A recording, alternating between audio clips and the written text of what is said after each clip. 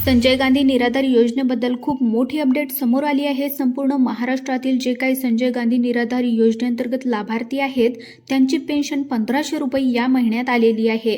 आता वाढीव पेन्शन म्हणजे 6000 रुपये कधीपर्यंत मिळणार आहे असा प्रश्न देखील लाभार्थी विचारत आहेत। परंतु सध्या तरी लक्षात घ्या की सन्माननीय बच्चूभाऊ कडू असतील यांच्या नेतृत्वाखाली हे आंदोलन झालेलं आहे आणि या आंदोलनाला यश सुद्धा आलेलं आहे। शासनाने देखील गवाही दिलेली आहे की सध्या पावसाळी अधिवेशन सुरू आहे, यामध्ये पेन्शनवाढी संदर्भामध्ये लवकरच शासन निर्णय निर्गमित केला जाणार आहे।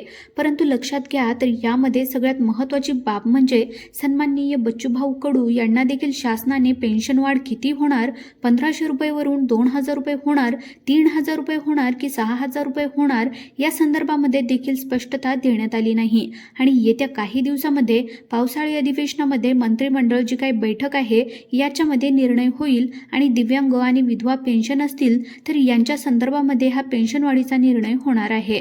आता इतर जे काही कॅटेगरी अंतर्गत जे काही लाभार्थी येतात यांचा पण निर्णय होतोय की नाही हे सर्व GR आल्यानंतरच समोर येणार आहे।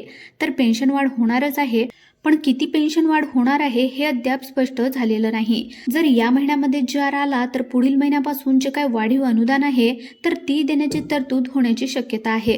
तर आता सगळ्यांचंच लक्ष याकडे लागलेलं आहे, त्यामुळे लवकरच या संदर्भामध्ये निर्णय व्हावा आणि लवकरात लवकर पेन्शन वाढीचा निर्णय व्हावा अशी सगळ्यांची अपेक्षा आहे। शासकीय परिपत्रक आल्याच्या नंतर संपूर्ण माहितीपर व्हिडिओ आपल्या चॅनलवर देण्यात येणार आहे। तर त्यामुळे संजय गांधी निराधार योजनेसंदर्भामध्ये खात्रीशीर अपडेट करता आत्ताच आपल्या YouTube चॅनलला सबस्क्राईब करून ठेवा। धन्यवाद।